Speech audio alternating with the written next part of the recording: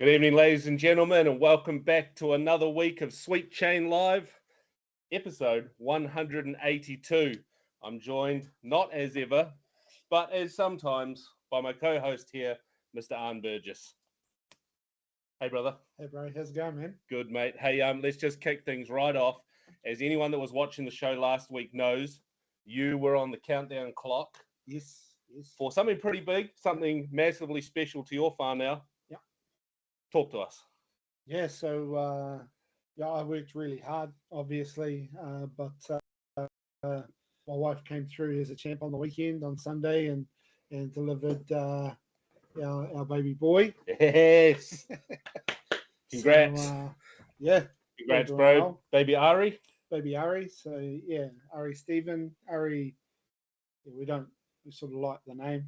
I won't say what I think it's after, but and then Stephen after my father-in-law, after Bex's dad. So. There you go. And Bex's dad is down the road, hopefully watching with Bex and the rest of the family down the road. Ari Stephen is hopefully watching his first ever episode of Sweet Chain Live. Congratulations to you and the tribe. Yeah, cheers, mate. Thank you. We have a great show this week. That was the perfect way to kick things off. This week we have none other than returning to New Zealand, one of our favourite pros from the States, Mr. Avery Jenkins. Yeah, mate. Honorary Kiwi, I would say. Honorary Kiwi, yeah. Starting to earn that badge. Yeah, he's made his bed at home up in Christchurch there. No one else can sleep there. It's a permanent house, permanent location for him to reside whenever he chooses the right time to move. Yeah. So I'm very excited to get Avery on the show. He's been doing a few things here and there up in Christchurch, and look forward to talking to him about what's been going on.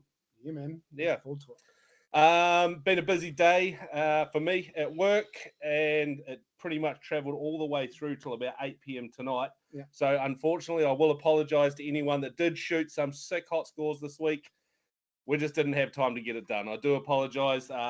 As Brett Carlisle, friend of the show, mentioned last week, things just not as streamlined when Mr. Matt is not in the house. Well, he's taken his data analytics team with him. He's taken the engine room away with him overseas. So I blame him, to be honest. I mean, we blame him for anything, really, especially when he's not here. To defend himself, yeah. Yeah. So what we might do before we jump in with Avery is or do we have a look at Hagley Huck after we've talked to Avery? Let's talk to Avery first. I think we just kick the show off and bring him in. I think he's sitting there patiently in the green room.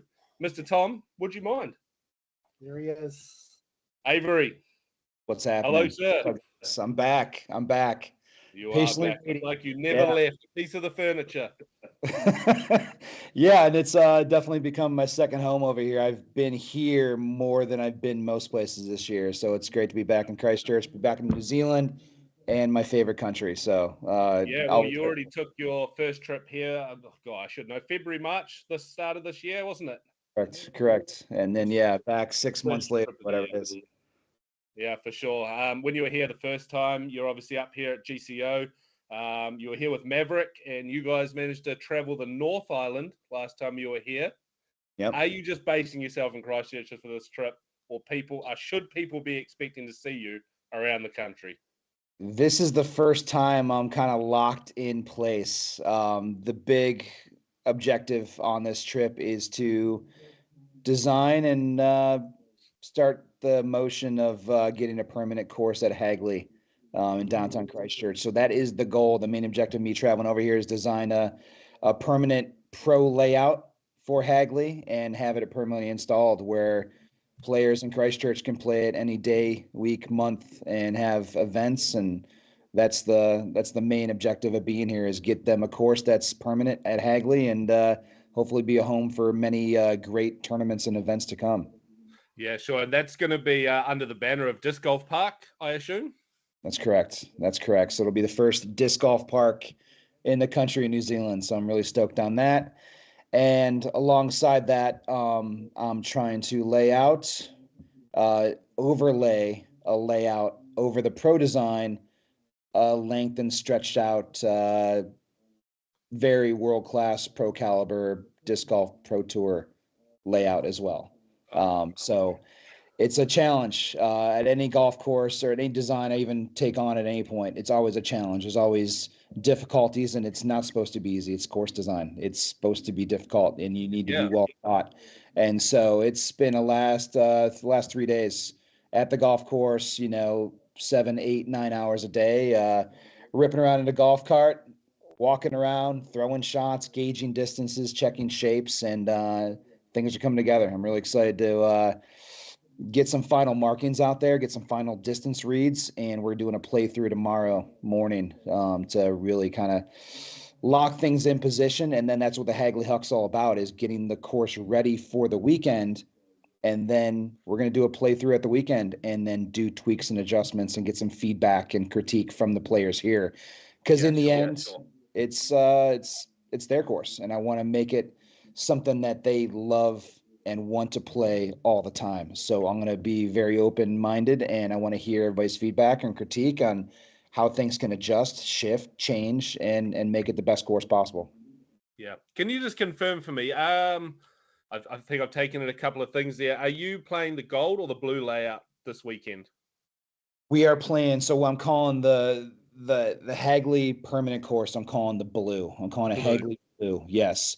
And then the stretched out disc golf pro tour layout would be the gold version, Hagley gold. And I'm doing color coded, obviously symbolic of golf, but I also want to possibly implement white tees, being shorter tees to the blue. That way it just offers a very inviting, accessible course to a wide range of skill level players. That's awesome.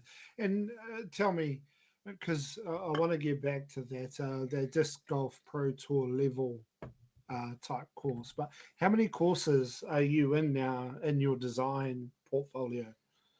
I've designed 65 courses in 24 states and 3 or 4 countries at this point.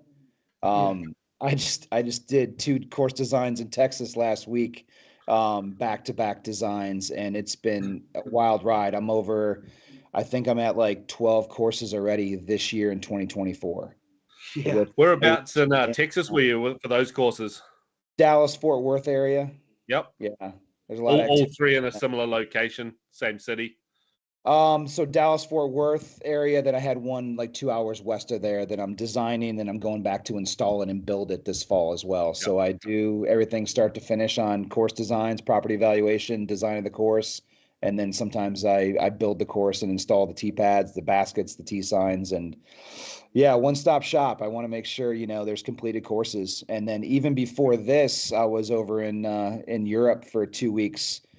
Did a course design and build in Bulgaria with the Paul Macbeth Foundation, and then I did another course design over in Serbia. So it's been busy. I usually average about a course design a month, and I'm well past it this year.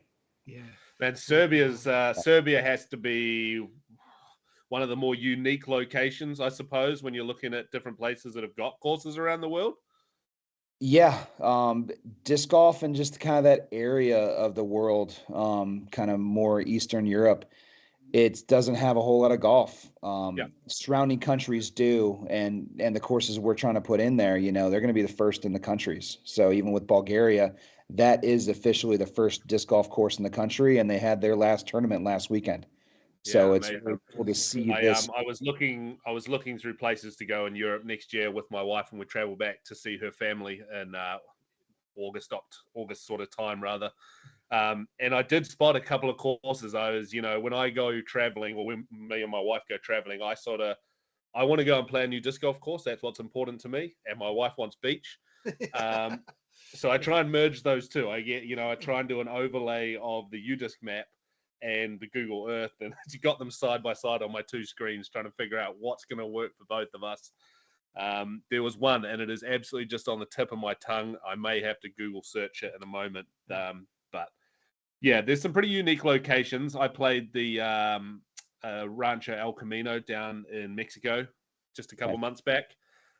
That was pretty awesome. And to see what they're doing for all the children and families around that sort of area, that's the side that I love for these course installs. Really serving those underserved communities, especially through the Macbeth Foundation, which is obviously working alongside with you guys at Disc Golf Park. Yeah. So I do got another recommendation for you if you're looking for beach and a disc golf course. Yes, please. The latest course we did in Burgas, Bulgaria, called Ezero Disc Golf Park, and it's within 5 minutes of the Black Sea. It's where we go and refresh after a long day of building the course. We'd always jump in the ocean and kind of gather ourselves. But there's a beach there, very affordable, great food, great people, and they have disc golf these days. So that special. works. That absolutely works for me. I'm keen. Has never been to the Black Sea. It's definitely on the list. It's a wife's been there a couple of times, loves it, and she's been all around that area. But I've never had the privilege. So definitely one day. Yeah. I do want to stretch you back to the Hagley course. Yeah, do that. And Disc Golf Pro Tour has been murmuring on people's lips for a while now. Obviously we had a few pros come last year and a few pros come this year, and it's happening more regularly. And so DGPT becomes one of those things that inevitably come into conversation. I think, though, and this is my theory, it's really hard for New Zealand to hold a Disc Golf Pro Tour tournament without someone that has played regularly or gets to see those courses regularly, that and the way that those tournaments are executed at a Disc Golf Pro Tour level. Would you agree? Like it is a different level of course design? It's a lot of everything. That is the highest echelon. That is, the pinnacle of where disc golf is at the highest levels with the major events and the Disc Golf Pro Tour series. And so it is the goal of any venue, any location, any course. They want to hold the biggest and best tournaments ever. And truth of the matter is, it's a lot of work. It's a lot of preparation. It's a lot of marketing. It's a lot of fundraising. Having the venue is one thing. Having the course is one thing. Having the staff, the logistics, the organization, the TD, the volunteers, like it is an undertaking unlike anything else. And, you got to have the right people in the right places to make these things happen. And, that's a goal when you're a tournament director. You want to hold the biggest and best tournaments. Why not try to take it to the top? And that's what the Christchurch Disc Golf Club is trying to do and accomplish with providing a venue and providing a course that's going to be suitable for these players coming over here. It's a big investment for a player to make the trip, traveling this far, halfway around the world into the Southern Hemisphere to play disc golf. It's gotta make sense for them to be here, and they gotta be enticed to play here, whether it's financially, knowing where they're going, where they're traveling. New Zealand's an exotic destination. Pairing that with golf and maybe a vacation along with it, there's a lot of cool benefits to what the draw is in New Zealand. But these disc golf clubs got to make sure that they are ready and prepped and everything is perfect in order to put on the best show possible. So the pressure's on to host these kind of events. It does start with the venue and it does start with the course. Having these two things, that's the most important, and then everything else kind of falls in place. I do agree. I think collectively, I now sit on the NZDG board as the tour director for New Zealand Disc Golf. And I think collectively we've got that. We've got really experienced TDs. Morgan here has run 38 odd tournaments, 39 odd tournaments. Ewan, who you walked around with, has done a power of tournaments. You got Hayden Shaw up in the north. You got the Topol Disc Golf Club that are obviously kicking their events out of the park. And so we've got these little resources around the country, but actually what you're talking about is that whole collective. Yeah, it's the rest on the back end is the even bigger side of things, right? No, cool. It's a lot. It's a lot when it comes down to it. And again, my objective here is to design a great course for Christchurch and Hagley, Disc Golf Park. But then the main goal is to have a course that's suitable for a Disc Golf Pro Tour. And that's a thing we're really trying to establish here. Sure. So Disc Golf Pro Tour aside, we're getting a Disc Golf Park in the ground, first in the country. Is this just the first step to starting to, walk around the country and try and plot a few more courses? Or, talk to me. What's your thoughts? Yeah. Has anyone reached out? Have you had any more options come up? Yeah, This is what's the future looking like? Yeah, this is hopefully the start. Establishing a course like this, it sets a standard. A lot of players are going to see this course, play this course, and hopefully be impressed with a course like this, and really take in sight what professional disc golf course design is all about. So I hope to see the value in creating this kind of standard to what the end product is going to be. You know, I take high praise into, you know, I'm very proud of what I do and what I can accomplish in design, and I hope that others see that as well. So hopefully it's the first of several, or first of many that could possibly take shape. But this is pretty awesome experience right now, and I'm excited to see what's going to happen at Hagley. Yeah, awesome. I want to pick your brain just a little bit here for the benefit of people like myself. People are out there. I'm not particularly designing courses for permanent installs. I do them for mostly event-specific designs. But there is a lot of people out there designing and installing courses.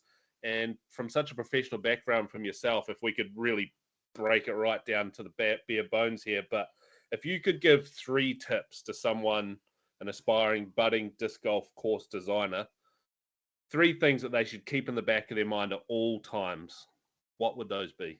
That's great. First thing is safety. That goes unsaid. Paramount to everything is safety.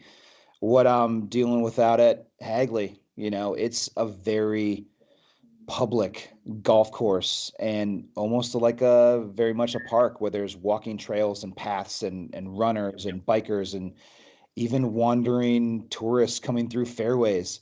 Hard to account for that, but knowing where the main thoroughfares are and the walking paths and throwing away, and knowing where the fairways are and where the shots should go, but also accounting for shots that might go errantly in another direction as well. But angling away and playing away from hot spots and keeping other park users safe in multi-use facilities.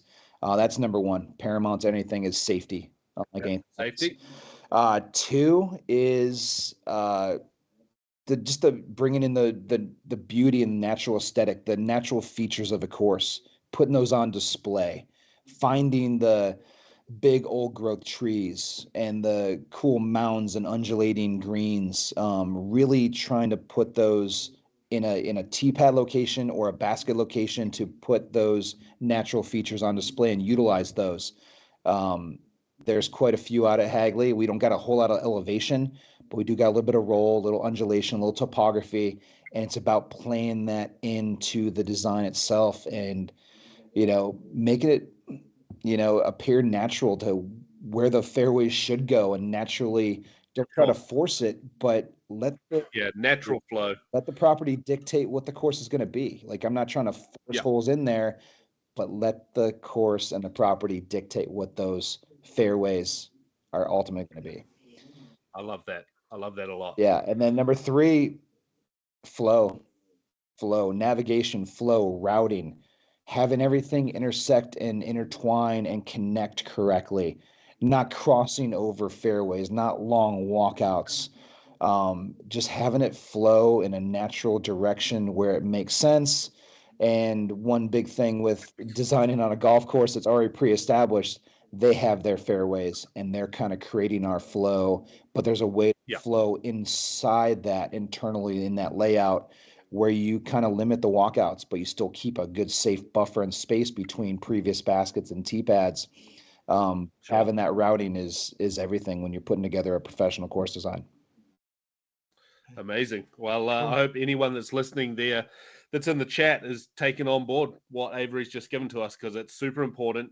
There's so many things that can happen when you're designing a course and even just playing a course. I mean, I know I'll play hundreds of different courses and be like, oh, this could be cool if it was doing this, could be cool doing this. There's so many different ways to do it. But taking those 3 points into account on every single design is that'll give you the right pathway to start the journey. Well, I think when you're talking about partnership as well, which is what you're talking about with regards to the Hagley Golf Course, that's what they want to see as well.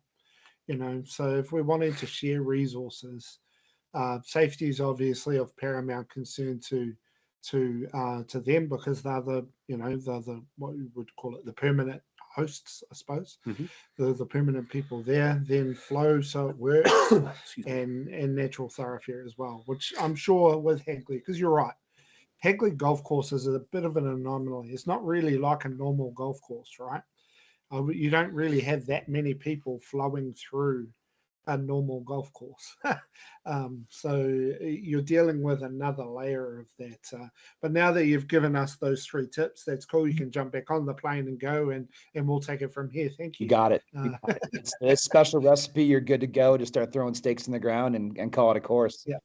Yeah. That's right. I might just get, sorry, Avery, I was just going to say, I might just get Arn to jump into the chat and see. I think there's a couple of questions. I was trying to read them off his phone, but I'm up the line. So we got, I'll stick away. Look, the questions around pay to play and things like that's for the Christchurch Disc Golf to sort out and negotiate. So I'm sure that they will, once the negotiations with Hagley go along and they sort out their membership structure, they'll be able to provide information around that. But just one from Steve Lawson from Topor.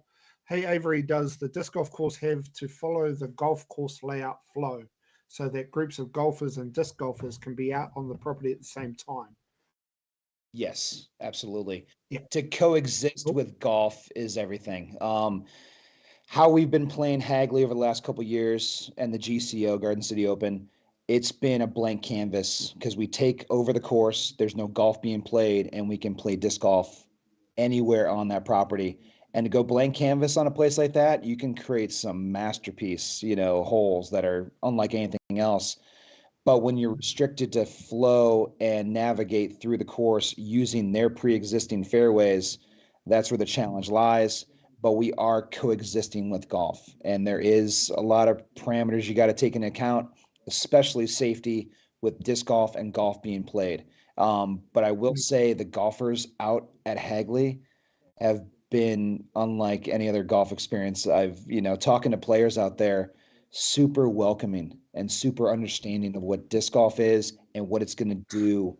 Again, partnership, bringing sustainability to that course with golf and disc golf happening. They're excited about it and they have lots of questions. And I think the most asked question was kind of along Steve's lines was, the coexistence and the safety of players hitting in or us throwing in and just being aware of your surroundings of other players on the course.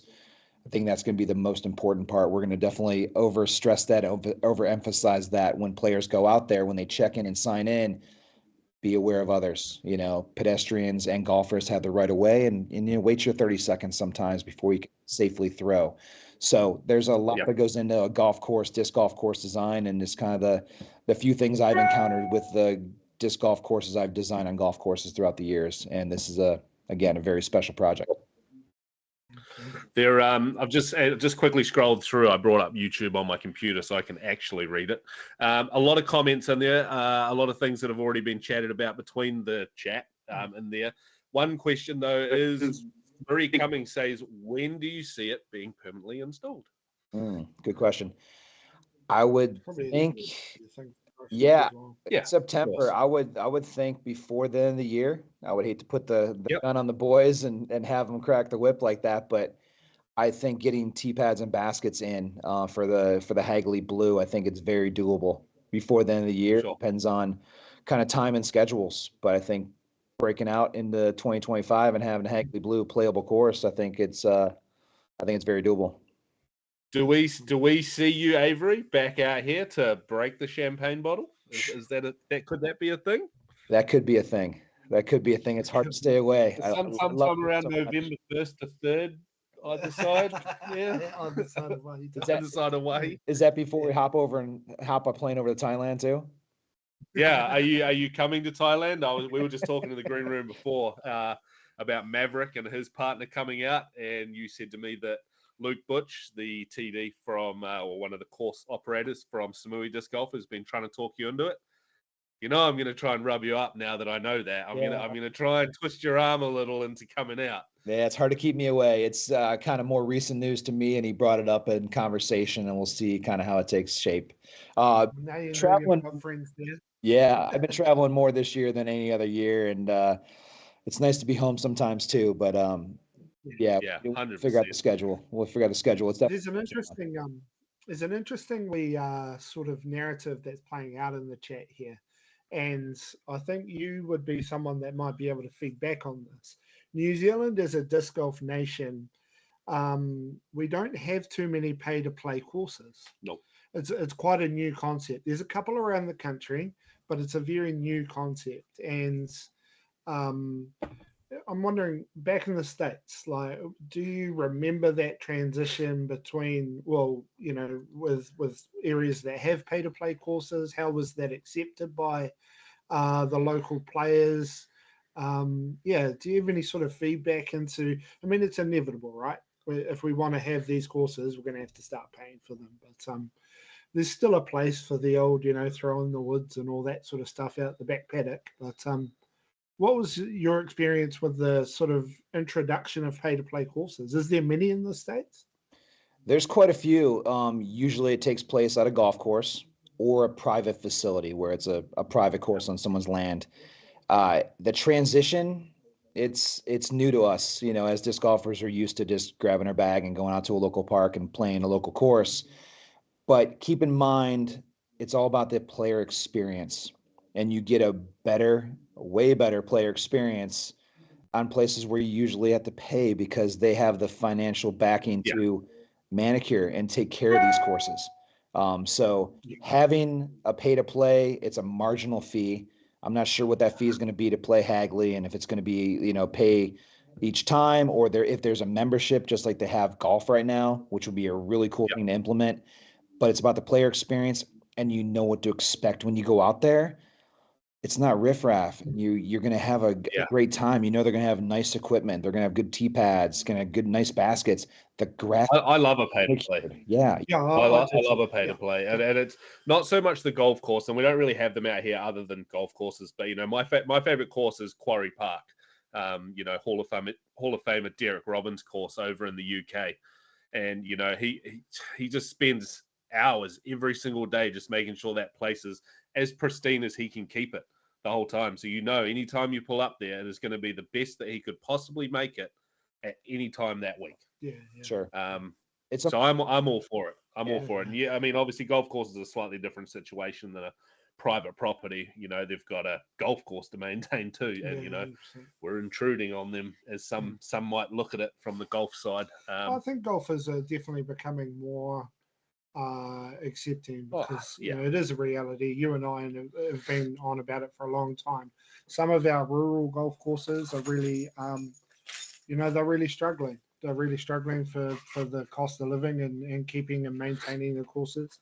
So they know that they have to look for diverse funding opportunities, and disc golf is one of those. So but before, because we want to get into sort of finding about Avery Jenkins, the person, the man, the myth, the legend. But is there anything that you can sort of let the players that are playing on Sunday, other than feedback? Mm-hmm.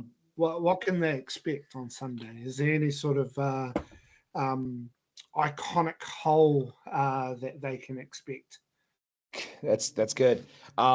They're going to expect a great time because they're playing a test course that's never been played before. And I will tell you, just the way it flows, and there's certain, you know, parameters that you have to design in. There's holes out there that they've played before. It's really hard for me I had to go out there and erase everything I knew about Hagley and the Garden City Open as far as the course layout. And I did my best to just erase it and then try to just design fresh. But I give huge credit to Zach Taylor when he laid this course out in different configurations from 2023 to 2024. There's been little alterations and shifts, but there were some iconic holes that, man, they just made sense. And the way they fit in with the flow of the golf course, they have to happen.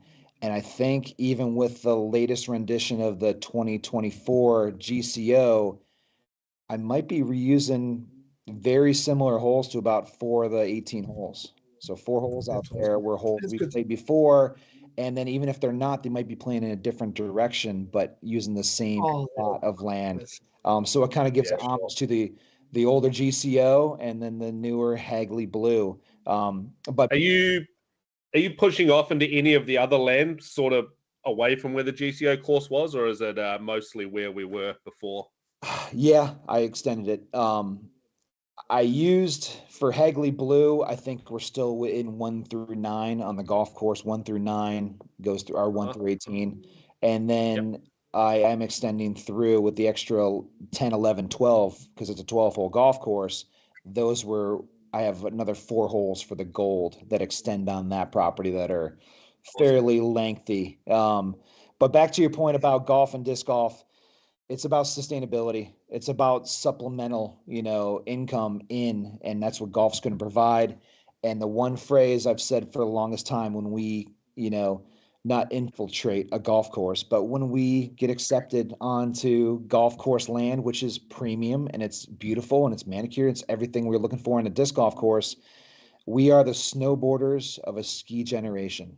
Ski generation, they're the pre-existing establishment. It's home down here, I'll tell you what. They're established, they're status quo. They're the ones, they're original. That's their land, that's their mountain, or that's their course.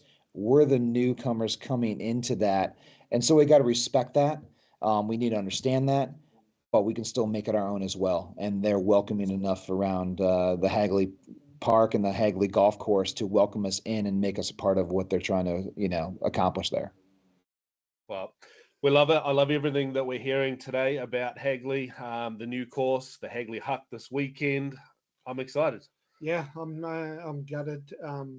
It'll be my 21st birthday on Sunday. So I'm gutted that I can't play a brand new course on my 20th, 21st birthday. So, but good luck to everyone that's playing. Are we going to get into who he is? Yeah, for sure. So we've talked about the disc golf and what's happening up there. We do just want to drag it back just a little bit. And we would have been over things before when we've had you on the show, but let's just a wee bit of a refresher. So for most of you guys who are in the chat, I'm sure you all know who Avery is by now. Avery, you've been a member of the PDJ since '93. That's going back just a couple of years. You were the PDJ Rookie of the Year in the year 2000, and you followed that up in 2009 by taking down your World Championship. Tell us everything that happened in between. A lot of miles on the road, a lot of flights, a lot of travels, a lot of tournaments, a lot of throws, a lot of drives, a lot of putts. Like a lot of things happened over the last 38 years of me being involved in disc golf and growing up in a disc golf family. But my whole road that was going to be my question. Is I'm not sure the age difference between you and Valerie. But obviously, Val is a pro disc golfer as well, multiple world championships herself, along with her husband, Nate Doss. So you've got a highly critiqued family right there. Love to see the Christmas Day tournament, man. Oh, my God, it'd be incredible. But, yeah, were you guys traveling together, you and Val, like when you were growing up? So, what was sorry, I can't even do the math right now. What sort of age were you when you were out there traveling around, and were you out there as a family doing that as one unit? Sure. We're 8 years apart. So I'm 8 years older than Val. Okay. And so she grew up when I was, already kind of getting into disc golf and playing tournaments by then. She was always kind of part of our big family road trips that always revolved around traveling to tournaments. A lot of times during the summer, big road trips would always accumulate to end up at the World Championships, and my parents would play the World Championships every single year. So I've been to every single World Championship since 1991. And even as a spectator or present or as a player, even as a spectator this year, I was there at the Worlds, and that's the last time I saw Val and Nate, which was great. And my mom was there as well. But it's always been a family function, a family thing that we did and traveled. And Val grew up into that realm of just hanging out until she became old enough to compete and play juniors tournaments and travel and do that with my parents when I was already on tour traveling as well. Yeah. So we're a disc golf family through and through, and it just took a little while for kind of us to get going as kids and kind of growing up in the sport. And then when we started kind of making our name for ourselves in the pro ranks, that's when it got real. Yeah, sure. So 91, you went to your first Worlds. You weren't competing. Your parents were competing. Yeah. Leroy, and remind me your mother's name. Sharon. One more time. Sharon Jenkins. Sharon. Yeah. Leroy and Sharon. Yeah. Did they ever get close to a title? My mom has won 3 Masters women's world titles. So she's the one that started the kind of the whole run on titles, and then Val picked it up. Sure. I picked it up. Obviously, Nate with his 3 world titles. There's a couple championships in the family.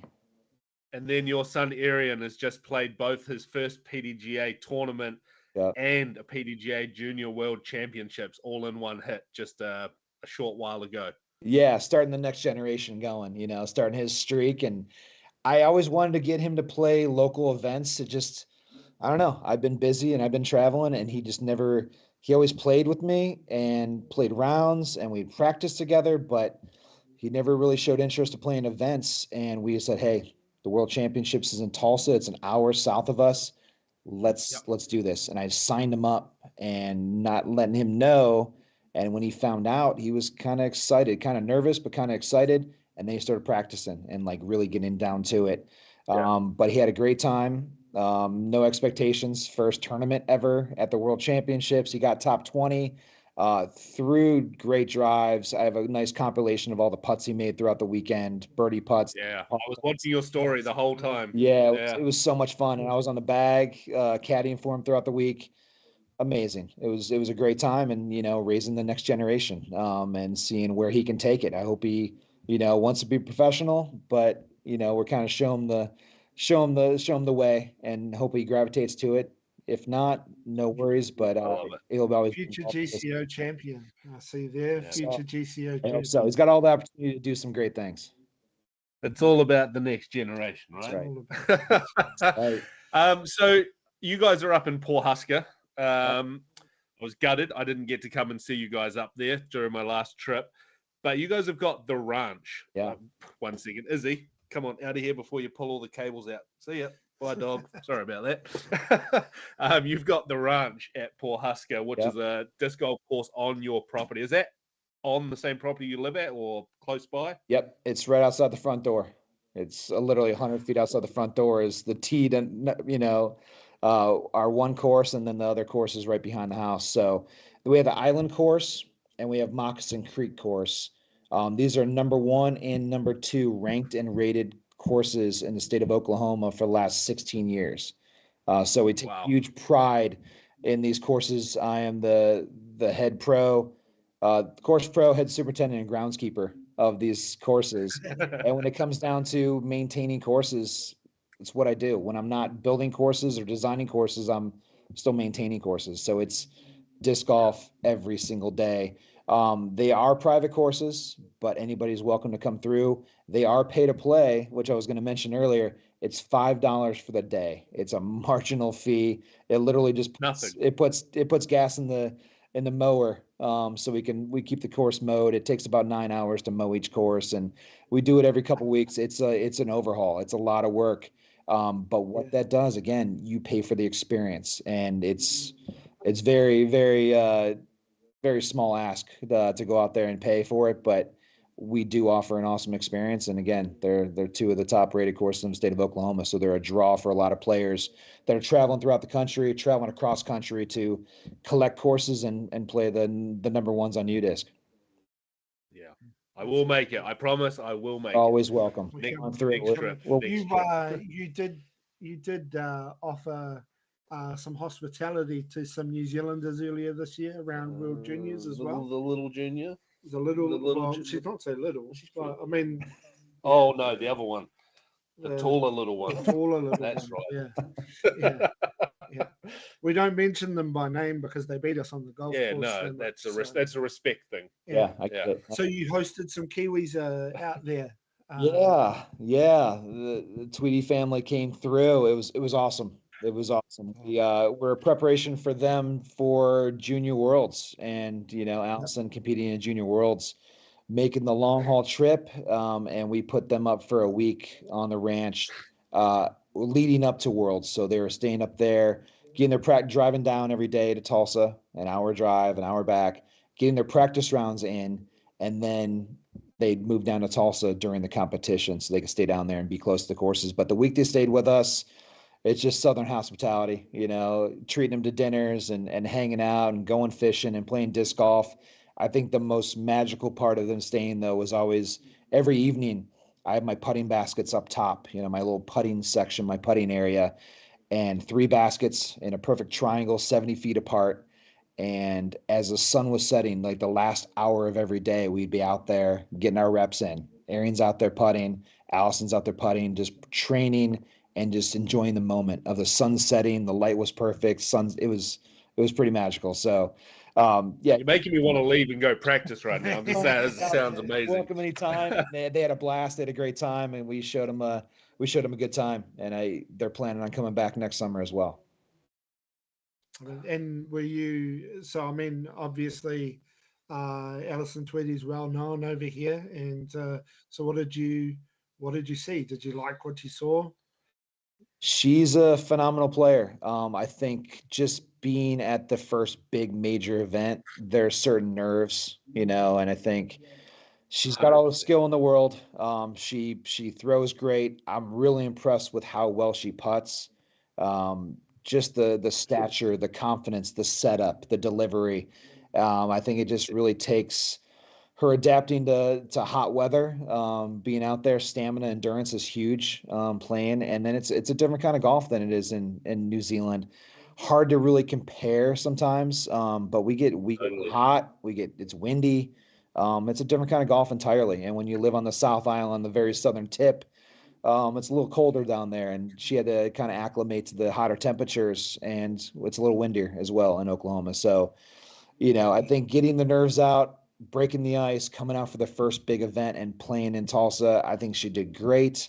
But she has higher expectations than that. And that's why she's coming back next year to play in Emporia, which is 2 hours north of us. And so hopefully I have the twins again and hanging out at the ranch. I mean, she also carried with her, we're very vocal on Sweet 10 Live and in the New Zealand disc golf public about how much we support our juniors. And so she carries that weight with her, and as did Sarah, who went over as well and won her second World Championships. So they carry, and they're only kids, that's the other thing. They're only kids in the end, and they're young, but they deal with the pressure of adults, and so that's really tough as well. But we're really, really proud of her and of Sarah. So big and bright future. Speaking about her putting, I don't know if she's been beaten at the Invercargill putting league. I've been waiting to try and put that in there because she came back and she's like not lost a week at the Invercargill putting league as far as I know. Yeah, and that's all of the men, the women, everyone. So that's awesome. I've heard things. That, again, just think about it though. Like you had 2 females, 2 young girls travel over from New Zealand to play in the junior championships. Like amazing that they made the long haul to compete. And then congrats to Sarah for taking it down. Like super impressive. Like these are the best players in the world. Yeah. Amazing. Awesome. So I'm really impressed with New Zealand disc golf and the juniors you guys are sending over to compete at the highest levels. Yeah. And they're not the only 2, right? We've got a whole field of up and coming stars right now that we're all super excited about. So anyway. Yeah, so I actually just have a couple last things to go over with you, Avery. You're obviously a touring pro for an extremely long time. You do still compete. When did the transition for you happen? I don't have a timeline of it. The sort of transition from being a full-time touring pro to where you turned into this course designing professional and installer. Where was the transition, and how did that happen? Yeah, so I first started playing. My first professional year was the year 2000. That's when I won Rookie of the Year, playing pro all year, travel on, and then the next year, 2001 and 2002, I was on tour, and I literally toured from 2000 all the way to 2015. Wow. I was on the road for 16 years, and when I made that transition was when I had my first son. It was in 2015. We went on the road with a newborn. He was 2.5 months old. Now you got your little baby, right? Bringing him on the road and traveling from city to city, state to state, every single weekend, competing in tournaments and still playing tournaments on my final touring year with a newborn baby and my wife. Yeah. In a SUV, traveling, staying with people, staying with friends, staying in hotels. But we toured for the entire year 2015. And then it was after that season I didn't hang up the disc golf bag by any means, but I played a lot less tournaments and transitioned more into the business side of disc golf, being a team manager, being a course designer. So it was a long haul, 16 years on the road. It was amazing. I wouldn't, trade it for anything in the world. And now I'm playing a handful of tournaments a year. And I say a handful. I've only played 2 tournaments this year, and they've both been in New Zealand, and I'm about to play my third. I have not played a single tournament anywhere else but New Zealand this year. So, were you with Discmania in 2015 during that transition? Yeah, I've been with Discmania since 2011. 2011. Still sponsored by Innova as well. So I was the only co-sponsored player by Team Discmania and Team Innova over that section. But I was on Team Innova and sponsored by Innova Champion Disc for 20 years. And then there was a crossover when I was still on Discmania, when it was still kind of Innova Europe. And yeah, I was the one dual sponsored player for a long time. Yeah. And you guys have seen a bit of a transition at the top end of your players now at Discmania as well. Obviously, the likes of the Crush Boys moving on in their careers, and now the coming out of the likes of Gannon Burr, who's just done the full sweep of the DGPT Plus tours after his win at the DGlo. That one. Last weekend. I think you got Nicholas. Nicholas Antela was one of my absolute favorites. Yeah, we're holding strong. It's impressive. These players they're getting younger and they're throwing farther, and they're winning big events. And so it was definitely heartbreaker with Simon Eagle. They're my kids. I'll always root for them. They're great friends of mine, and it's just a change in life. And they made some big decisions, and I can't doubt them for it. They did some great things and continue to do great things.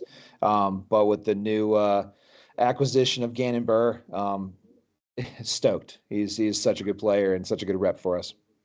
Man, straight out of like high school, barely the last year of high school, and just into destroying everyone out of almost nowhere, out of nowhere to us, but not out of nowhere to the people in the know back stateside. Yeah. I would assume. He's still under 21. Gannon's not 21 yet.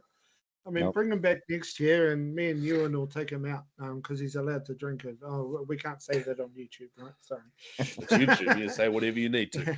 But that is the plan. You're talking about bringing top pros here. It's about bringing the top professionals over here for a large scale, world class event, and he'll be one of them.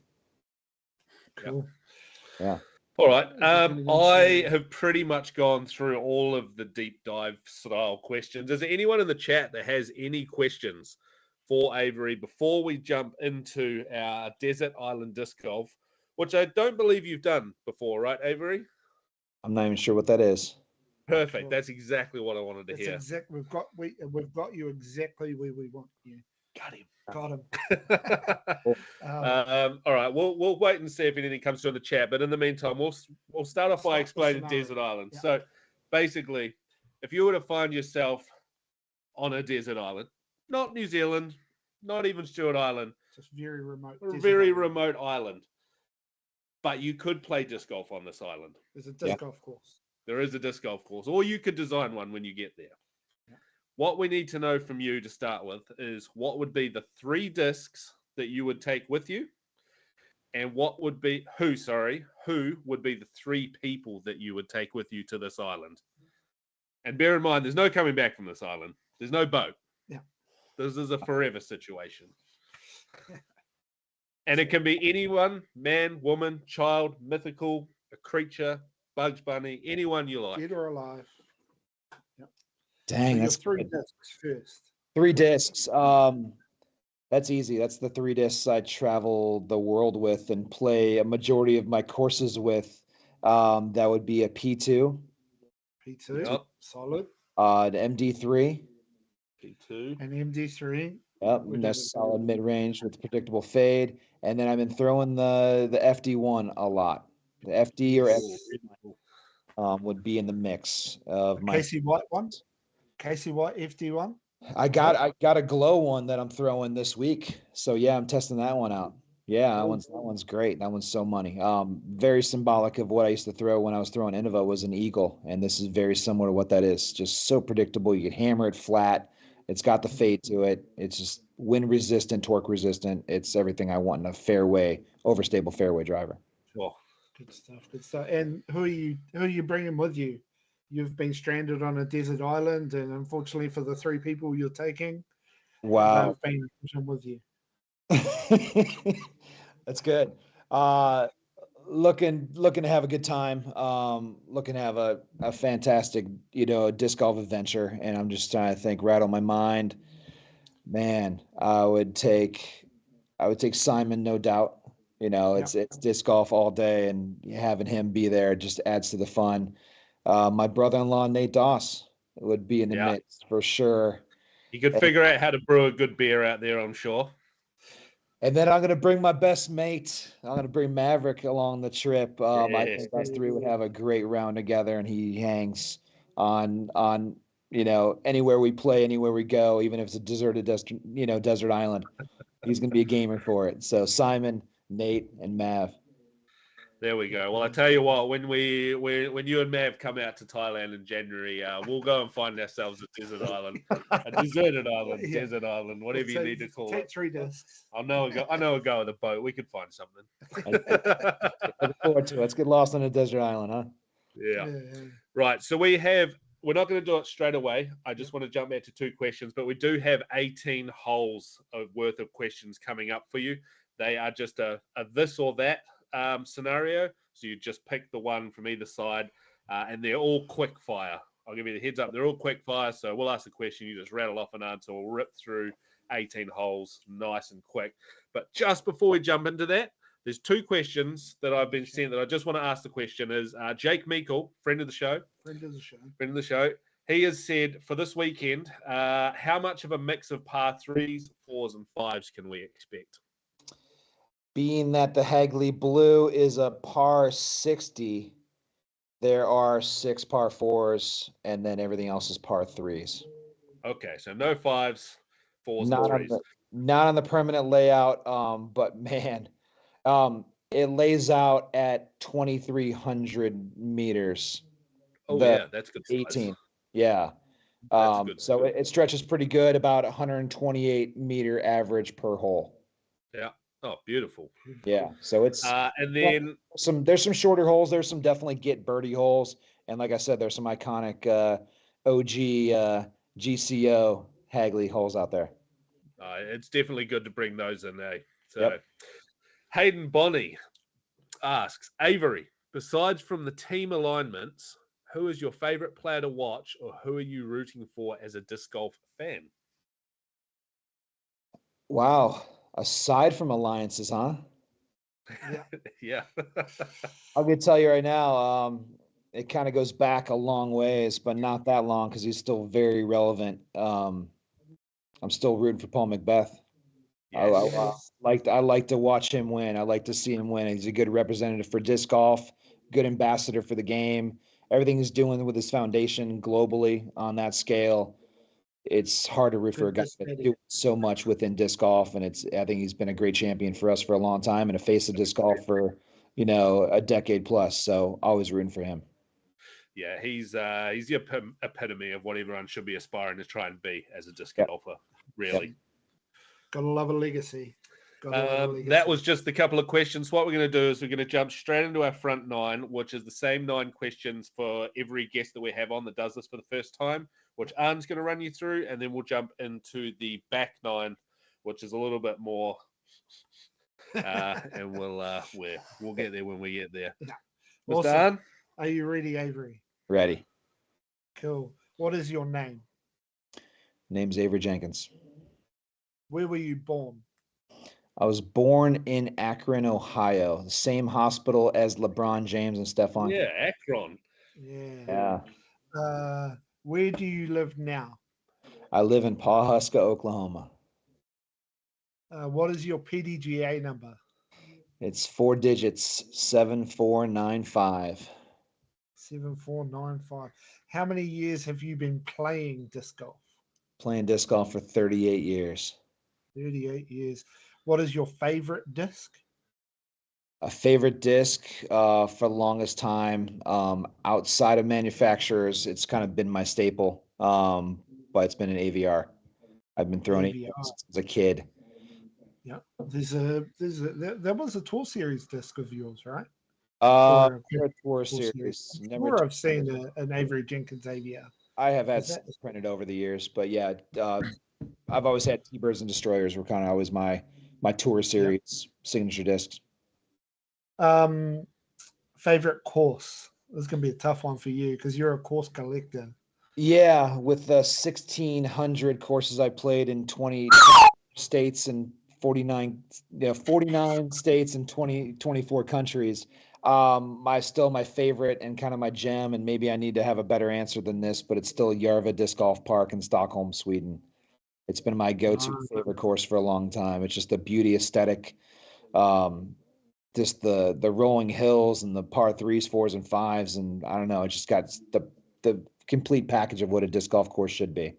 We could easily build a whole other podcast around just that area. Just talking to you about that. Easy. Yeah. Oh, absolutely. Favorite MPO player of all time. MPO player, Simon Lizotte, still one of my faves. Yeah. Favorite FPO player. I'm gonna say my sister Valerie Jenkins. Good man. That's the first 9 holes. You've made it through. You're under par. Nice. Keep going, my friend. Nice. There we go. I'm going to start off one hole before. We're going to go hole 9.5. Are you sticking to our tradition while you're on this trip? Have you made it over the hill yet? Made it over the hill. I have Wonder not. bar? I have not made it over the hill. No, I haven't made it. Right. Leon, I know you're watching. You need to get your man over the hill for at least 1 pint, please. I'm on full on, objective of the course design. So I've been sticking here and getting it done, but I think there might be some free time the next day or so. So I might have to make a little journey around the mountain or through the tunnel. There you go. Oh, well, when you do find that time, would you be going for a hazy IPA or a milk stout? I'll go with hazy IPA. They got some good ones there. And then the Eruption Brewery right across the street, I got to make a trip over too. So, yeah. It's just a staple of any trip to Christchurch, that little trip. Love it. Hole number 11. This is actually an interesting one after our chat. Do you prefer to be at home or out on the mission with the family?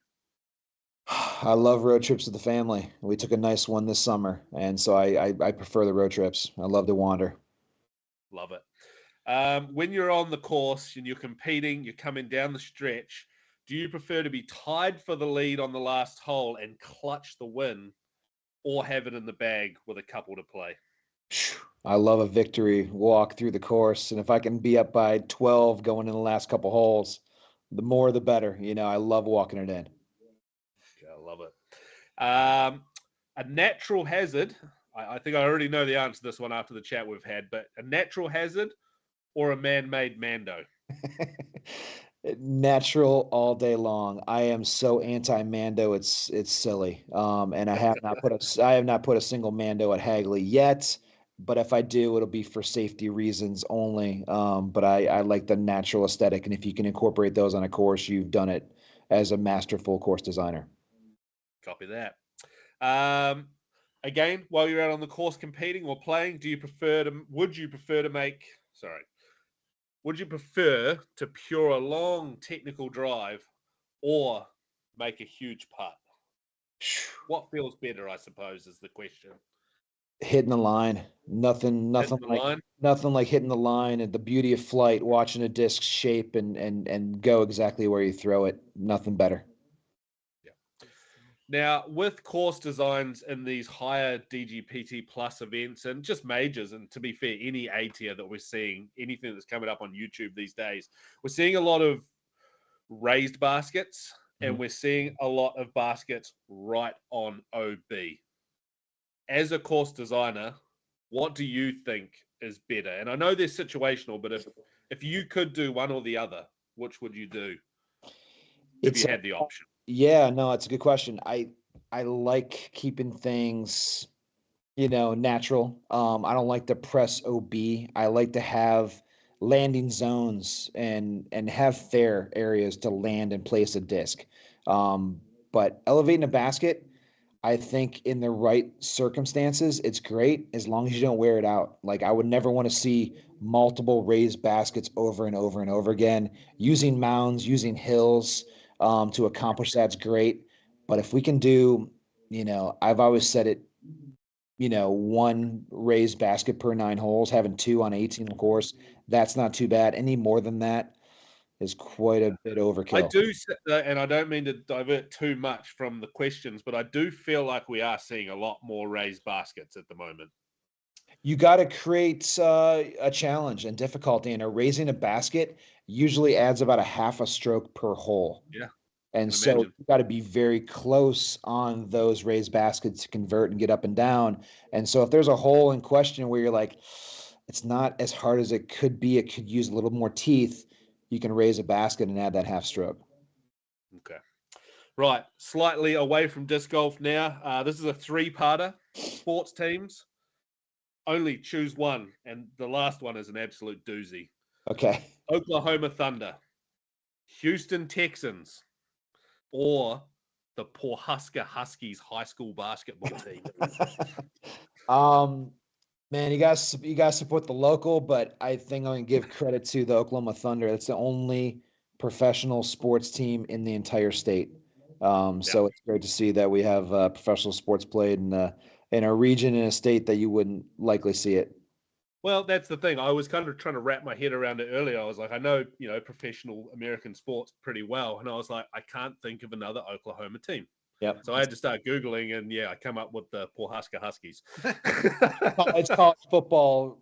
That's all what Texas is, Oklahoma is. It's college football, and that's the big. Yeah, sure. Yep.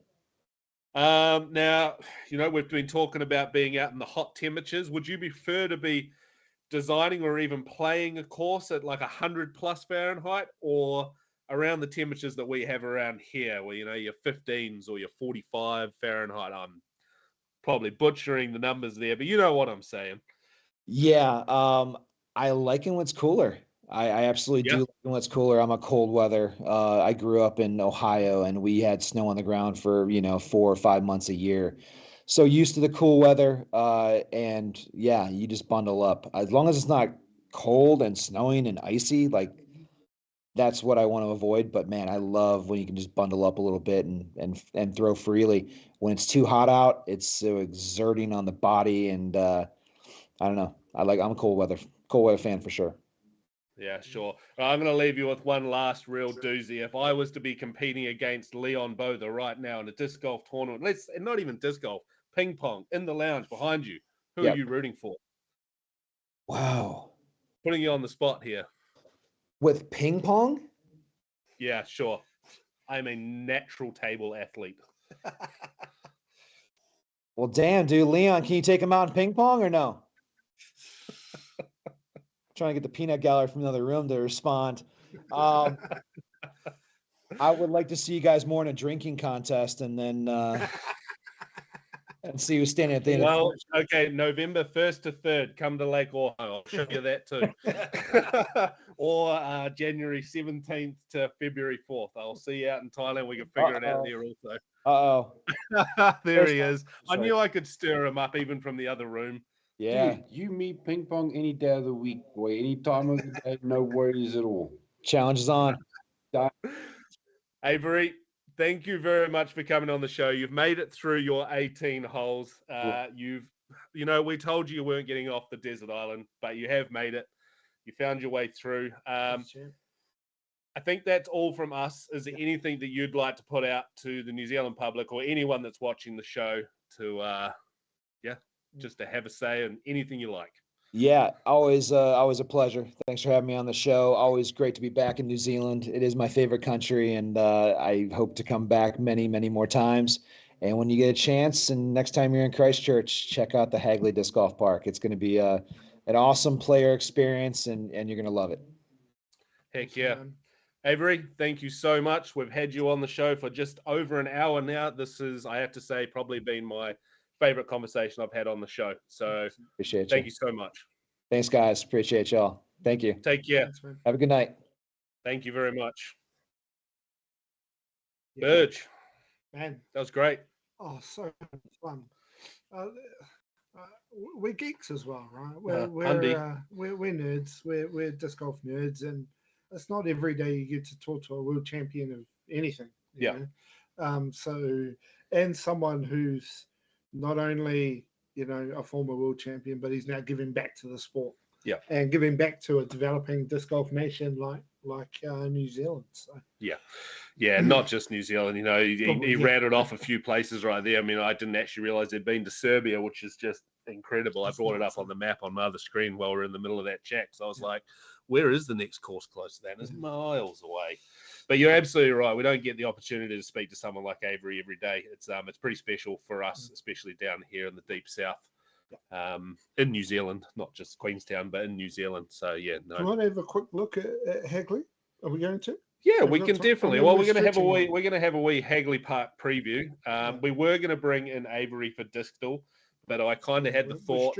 I kind of had the thought during it that I was like, I don't want to bring him down to our level. Yeah, true. You know, if we start getting into these, you know, slightly skew manufacturers, don't need 3 people maybe looking silly. Yeah, no, fair enough. We'll just keep it to us. Cool. So we've got our Hagley Hut preview. Let me zoom that in so you can see it a wee bit better on the please, screen. please. There you go. We're running a slightly smaller screen, but there you go. Yeah, Hagley Huck, Avery Jenkins, top-rated player. No, I wouldn't have thought so.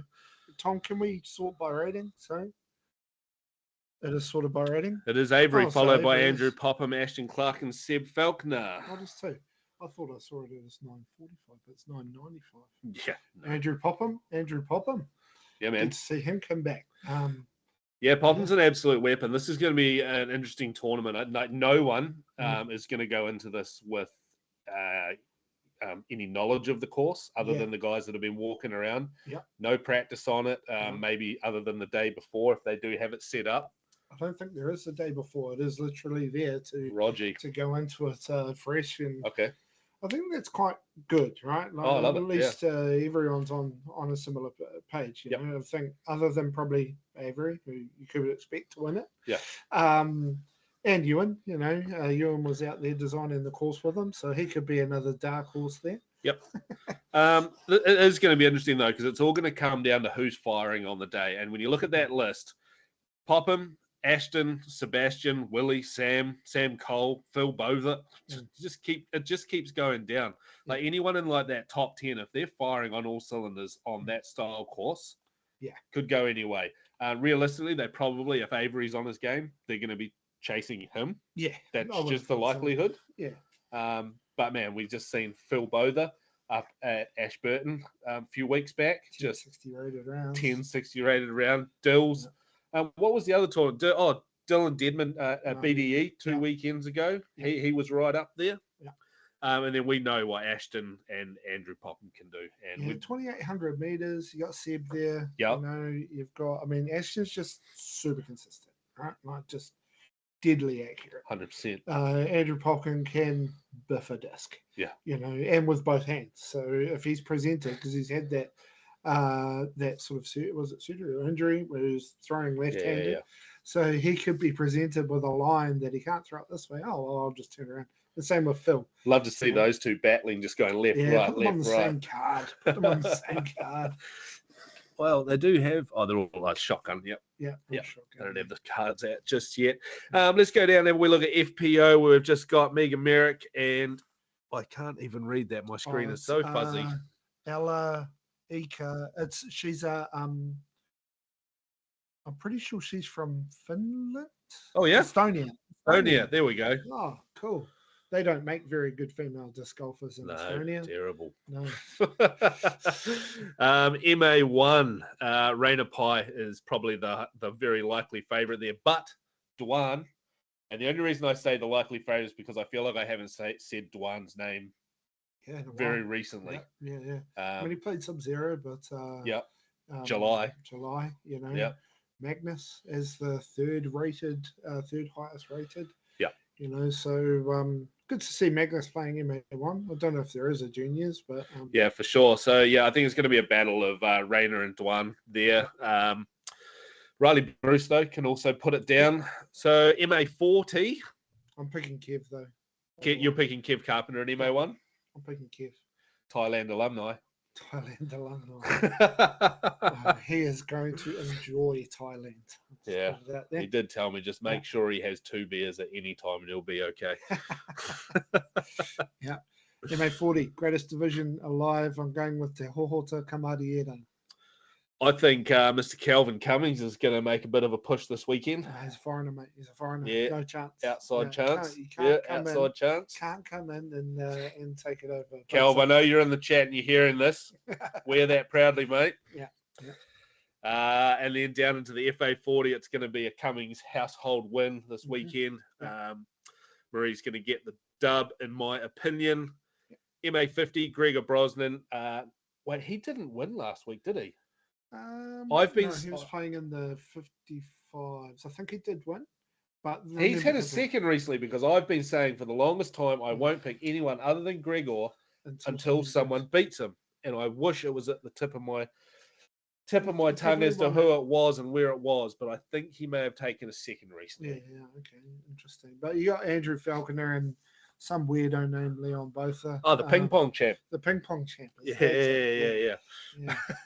And then MA2, the one, the only. He's in the green room right now. He is Mr. Tom Baker. I'm putting all the pressure on him. What the heck is he playing MA2? He's got the biggest grin on his face right now, team. That. Tom, I expect you to take the win this weekend, my friend. Oh, hopefully, yeah. He said, not if it's raining. Yeah, no, Tom is a prolific DNFer when it rains. When I say prolific, he did it once. So, yeah.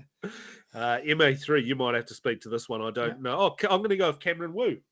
Yep, Cameron Wu. Cameron Wu of Christchurch University Disc Golf Club. Yes, yeah. Yep.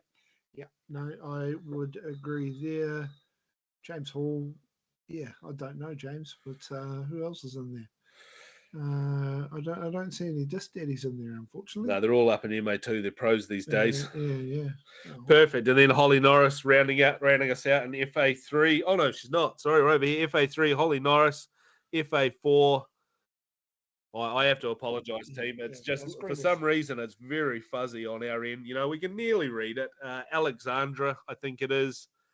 And then we'll go Bailey Gardner because that's the first one I can read. Yeah. Bailey. Oh my gosh, these divisions just keep going. Yeah. Bailey he came second overall at small blind to Phil from the MJ. Oh, that's MJ that guy? 15. That's that kid. Yeah. Oh, Roger. He smashed me. Good. He is good. Pretty sure he beat Jamie Thompson in the league the other week as well. Okay, and then Mackenzie Craig is rounding out their tournament here with Lily Mackenzie as well. We'll go Mackenzie. Good spread of divisions. Yep. Great spread. Yeah, I mean, we've just got to encourage the people. I think the reason that there is multiple divisions is for that level of feedback, like Avery was talking about, right? Yep.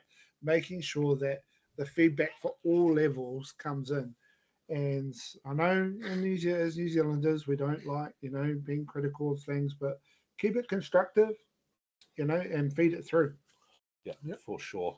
Right. Talk to you, and he's got nothing to do. We're going to jump over and make ourselves look silly right before we get into the upcoming events. We're going to start off in Discdle. Please, Thomas. Just wait, one thing. We haven't got the previews up, but shout out to Flagsmere Fling that's running this weekend. That's Hawke's Bay. And Greater Wellington Disc Golf Club running a juniors open. They're up to Kath Headley just said that they're up to 18 players for that open this weekend. Kath. Good luck to the kids. Just to Kath, I've had a heck of a week with a newborn baby, so I haven't sent those discs yet. They will be coming though. They just might be late, not making in time, but making sure that those. If there's one excuse, you're lucky. Yeah, you got it. Yeah. I'll blame my wife. Yeah.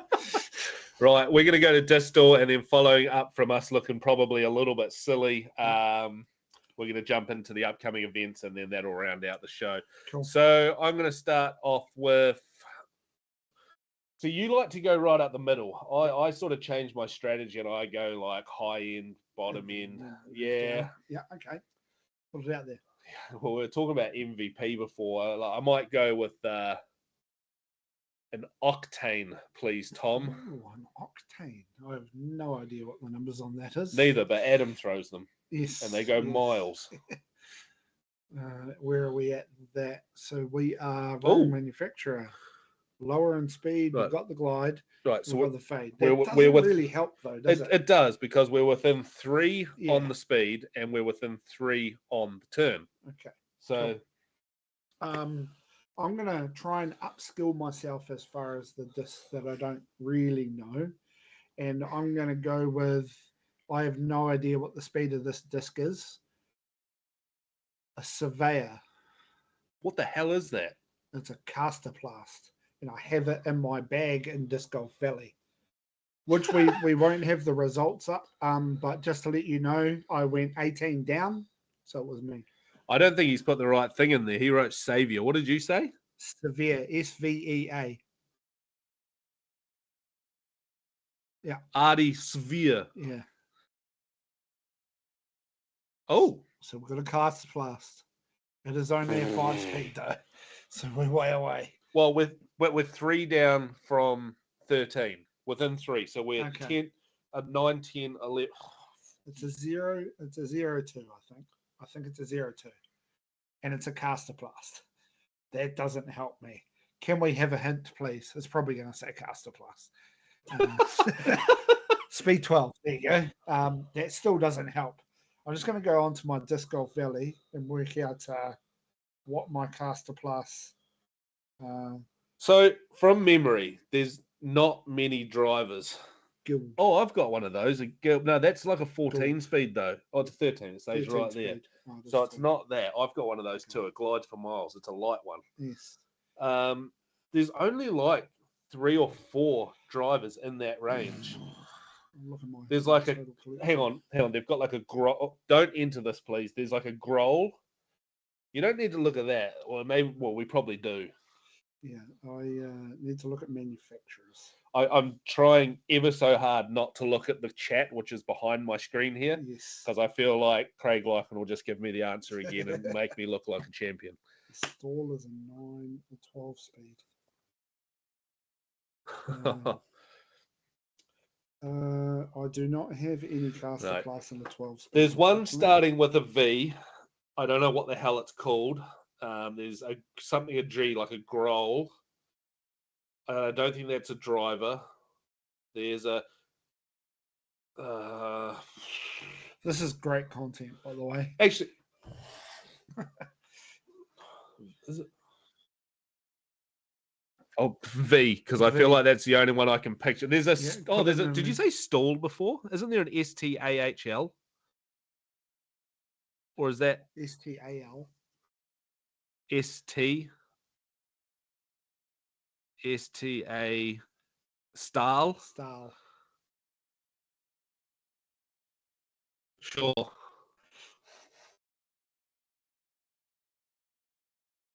Ah, shit. So it's only a 9. We know it's a 12. Look, I'm going to have to. Okay, there you go. Let's try one of the suggestions. VAS.